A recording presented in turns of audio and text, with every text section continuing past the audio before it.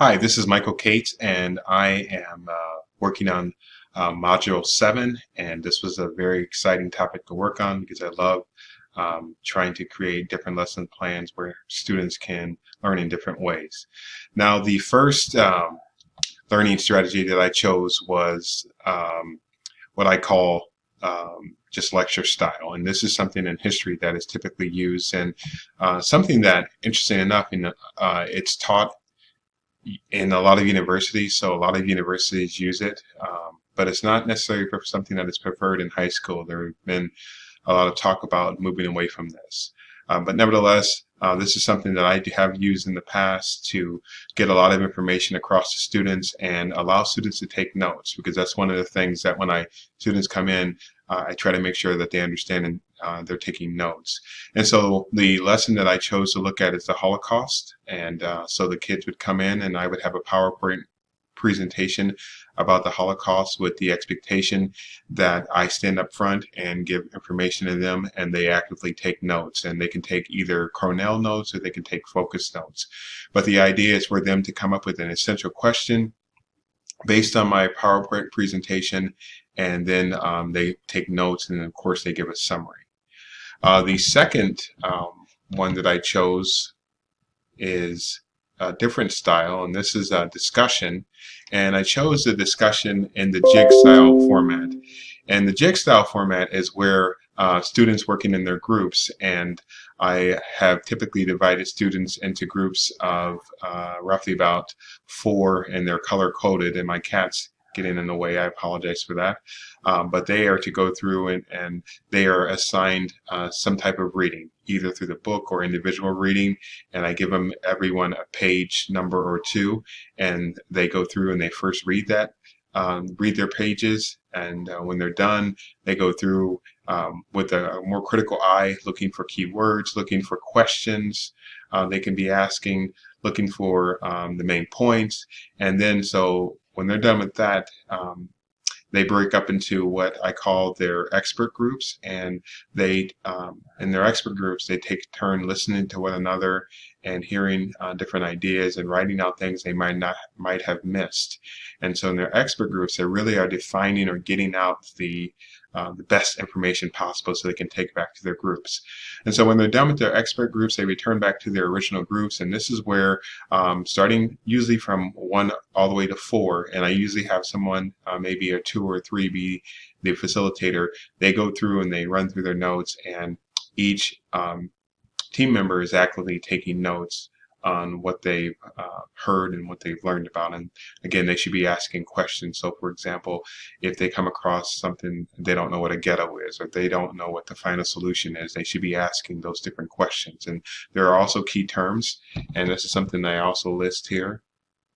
Actually, I do give a description here of how the room should look, and these are table 1, table 2, table 3, and table 4, and then this kind of shows how I walk through it, but this kind of gives a description, but I also have some key terms that they should be looking at as well.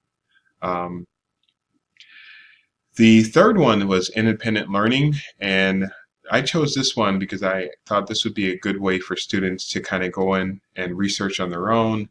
And I again looked at the Holocaust movement, and I wanted students to utilizing some sources. I think these are secondary, and you can also, in some degree, consider them primary resources, but they're databases that contain names over Holocaust victims. And this is something that is the second one there is the Holocaust Museum. And so they find these names, and they are to come up with and ask themselves different questions about these individuals. Say, for example, they might be asking about what were some of the things that this person did in their lives, what were some of the things that this person accomplished, who was this person, what happened to them before the war, what happened to them during the war, and then what happened to them after the war. So, and they're also expected to give a presentation on exactly that. So they'll put together a slideshow presentation looking at those different key points. And again, this is a way for kids or for the students to really get a deeper understanding of what was going on during that period of time. So that's the third one that I chose, the independent learning. And again, this one is to really get students to research and get into the in depths and to really use their own understanding of a subject as a way for becoming somewhat of an expert on it or expert on that individual. The last one I used was the role playing, and this was a fun. I've used this in the past, and this is something that I adapted from a lesson plan that I found online um, a year or so ago, and I've kind of jazzed it up a lot. And so basically, students are given ID cards of a Holocaust victim, and they come in and they read the bio, the information about the Holocaust victim. And then what I have them do, and this is something that's totally new and original, I have them go through and they are to find three other people that they knew before the war, and they're supposed to identify themselves to that person. But even before that, I'm going to back up here. Even before that, they are to memorize and really understand who and what these people are. And so after they've done that, I will have several other teachers come in and they kind of quiz them and ask them questions about who they are. Now, we don't want to make this something that's adverse, but they are to really go through and understand this information. If they don't understand it, then they are to sit there until they do. And the teachers also let them know that this would have been fatal if they did not have the right information.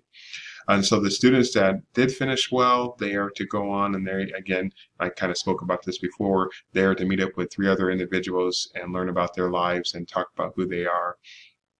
And when that is all done, when I've kind of completed with that, they are given a newspaper, and that newspaper kind of gives them an idea of what happened to them. And then they go out to the hallway and they find out their fate, and they are to take notes over what happened to them. And then when they're done with that, they are to write a reflection paper on pretty much what they learned about that. So these are the four strategies that I use, and again, I will be using those in my American history, and I've used this in the past in my world history, and even to some degree, I'll be using something very similar to this as I teach African American history in AVID. This has been really a fun lesson.